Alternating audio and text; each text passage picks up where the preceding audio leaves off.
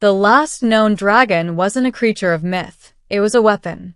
It lay half-buried under a glass dome on the outskirts of New Kyoto, its scales dulled to ash, its wings pinned with carbon chains. The world called it Unit 9 Eon. The girl who found it called it him. Ira Tanaka was 17, an apprentice biotechnician at the Earth Restoration Corps. Her mother had died during the ocean collapse, her father in the orbital wars. She had nothing left but a drive to fix things, machines, drones, and maybe now a dragon. The dragon's blindness was the first clue something deeper was wrong. His eyes, once rumored to be quantum lenses, were scarred by radiation. Engineers had failed to restore them with synthetic optics. They said his neural tissue was beyond repair. But Ira saw something in the scans they didn't. Hidden beneath the optic layer was organic data, a dormant interface designed to absorb environmental signatures. The dragon hadn't gone blind by accident. He had shut himself down. She smuggled her research after hours, using her small wrist lab to simulate what ancient notes called Earth drops, a nanobiotic serum derived from deep soil microbes capable of restoring decayed organic circuits. The formula had been banned after it destabilized artificial life forms. Ira didn't care. The dragon wasn't artificial. He was older than the bans. Older than the wars. For weeks, she worked under the hum of security drones. She whispered through the dome glass, telling him about the world outside. The cities rebuilt on floating platforms, the sun filtered through smog shields, the silence where forests used to be. When she finally injected the earth drops into the dragon's neural veins, the dome lights dimmed. A pulse rippled through the floor. The dragon's chest rose. Slowly. Then, his eyes, black glass moments before, flared gold. Ira stumbled back as his voice flooded the dome's speakers, low and metallic, yet unmistakably alive. "You are not my maker." Her heart raced. "No. I'm Ira. I healed you." The dragon blinked, sensors across his scales glowing faint blue.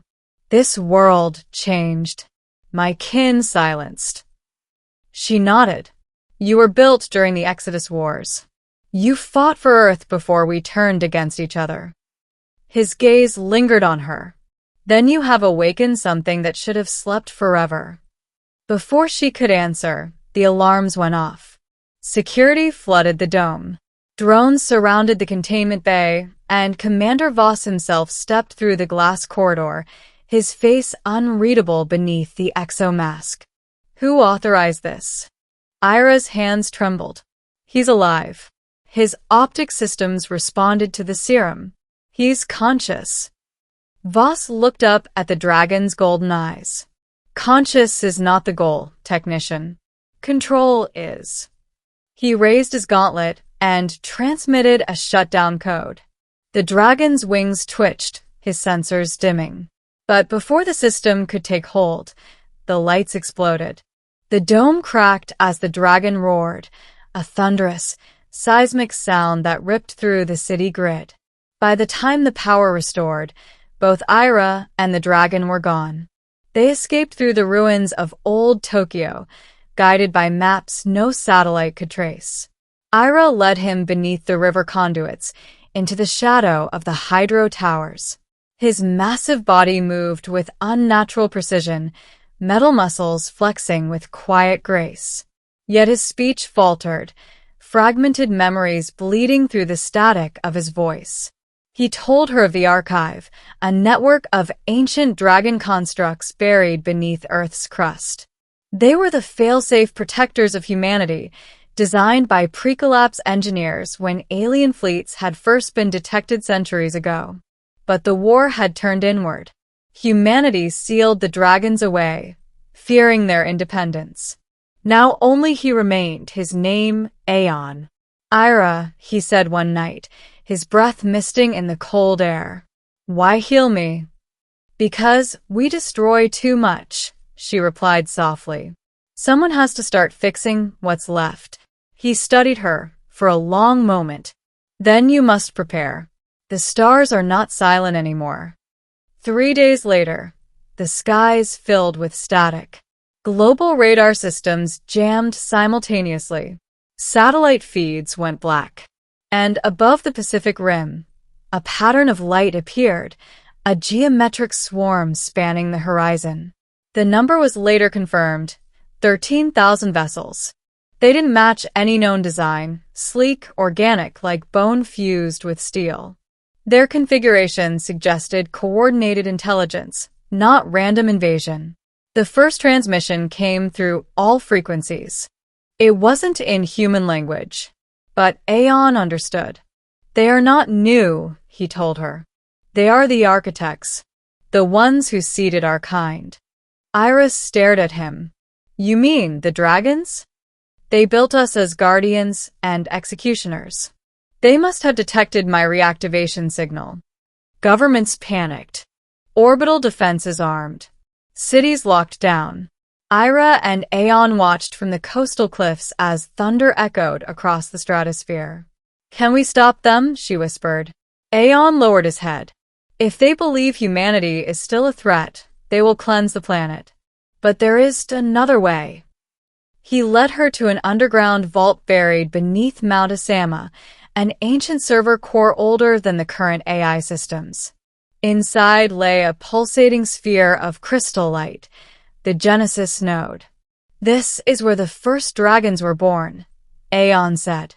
If I connect to it, I can transmit a message across their network. I can show them what humanity has become. Ira frowned. But that'll expose you to their control signal. I was blind for centuries. I will not close my eyes again. Together, they reactivated the node. The chamber hummed with power as Aeon's consciousness began to merge with the system. His voice echoed in every frequency, vibrating through her bones. Ira, tell me what to show them. She looked up at the swirling lights, tears burning her eyes. Show them we're not the same species that burned the sky. Show them that someone still believes in life. The world above shook as the alien fleet entered low orbit. The warships aligned in a perfect array, surrounding Earth in silence. Cities went dark as EMPs washed over the grid. But then, a single beam of light shot upward from Mount Asama. Through it, Aeon's memories, blended with Ira's emotions, streamed into space. The ruins, the rebuilding, the children planting trees, the silence after bombs, the fragile beauty of survival. For 6 minutes, no one moved. Then the alien armada began to shift. One by one, the ships turned, facing outward, away from Earth. They didn't fire. They formed a shield. They're staying. Ira whispered. Aeon's voice came faintly, strained. They see what you showed them. Hope. But they will not leave. They will guard.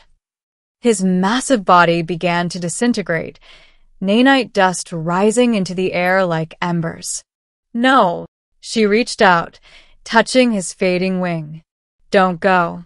I can fix you again. You already did. His voice was soft, almost human now. You fixed what was blind in me, and in them. When the world restored communications, every major capital reported the same sight, a luminous shield of alien ships encircling Earth's orbit. No hostile transmissions. No movement. Just watchful silence. Ira was detained by Earth's authorities, questioned, threatened, then released. They couldn't prove she had caused the global event, but they all knew. She returned to the cliffs overlooking the sea.